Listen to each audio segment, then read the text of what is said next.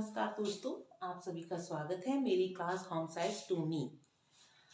आज पहले मैंने आप लोगों को पार्ट 1 कार्य आजीविका तथा जीविका, पहली वीडियो में मैंने आपको कार्य के बारे में समझाया था।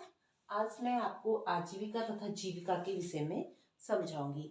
कई तरह के प्रश्न इससे संबंधित आते हैं कि नौकरी और आजीविका में क्या संबंध है, या जीविका और आजीविका में क्या अंतर है, जीविका क्या होती है, आजीविका क्या होती है, जीविका की परिभाषा क्या है, आजीविका की परिभाषा क्या है।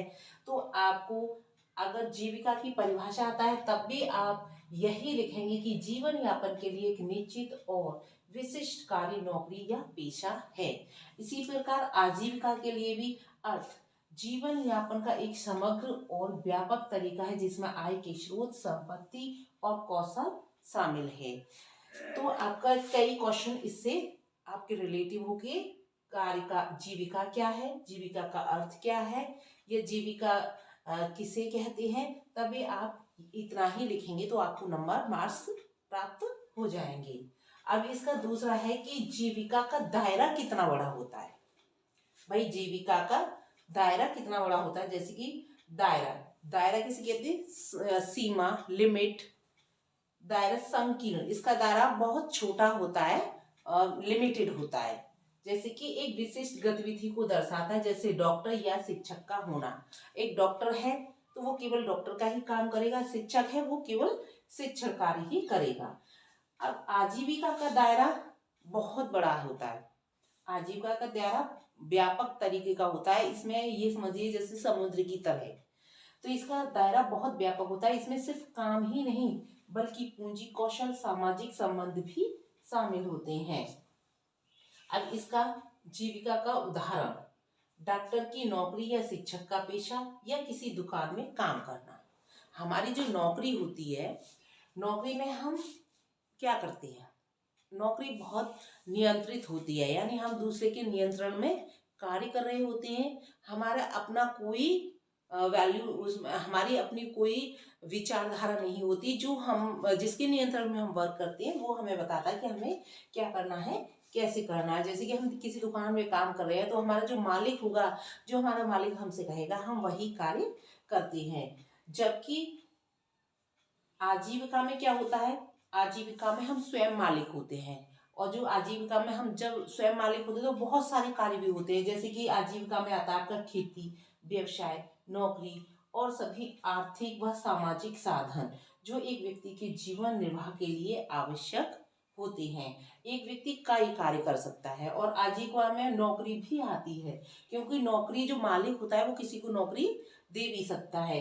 खेती, व्यवसाय और आपके बिजनेस और सामाजिक साधन, आपके सामाजिक साधन भी उसमें सम्मिलित होते हैं। अच्छा, जीविका का उद्देश्य क्या होता है। जीविका का मुख्य रूप से मौद्रिक लाभ प्राप्त करना होता है। उद्देश्य इसका, जीविका का मुख्य रूप से एक ही उद्देश्य होता है कि वह धन प्राप्त करे। मौद्रिक आय का मतलब धन प्राप्त करे, धन अपने जीवन को सुचारू रूप से चलाने के लिए।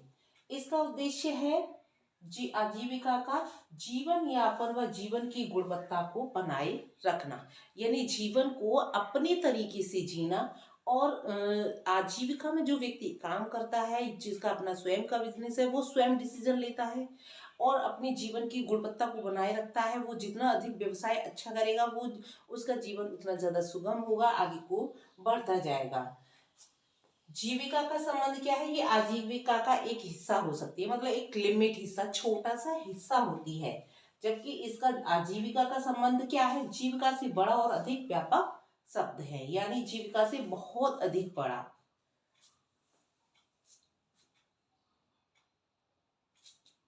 जीविका, जीविका यहाँ पे हम नौकरी भी लिख सकते हैं। नौकरी व आजीविका में क्या संबंध है, नौकरी या आजीविका। यदि आपसे एग्जाम में ये पूछ लिया जाए नौकरी और आजीविका में क्या अंतर है, तो हम ये सब लिख सकते हैं कि अंतर क्या है, जीवन यापन के लिए एक निश्चित और विशिष्ट कार्य, नौकरी या पेशा।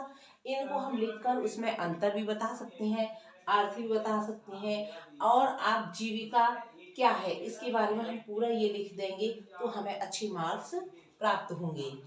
आजीविका, इसी तरह आजीविका के बारे में एग्जाम्पल पूछता है तो हम आजीविका से पॉइंट टू पॉइंट ये सारे पॉइंट हम देंगे कि जीविका क्या है, आजीविका क्या है, इसमें अंतर क्या है। आपके कई सारे क्वेश्चन इसमें सॉल्व हो जाएंगे।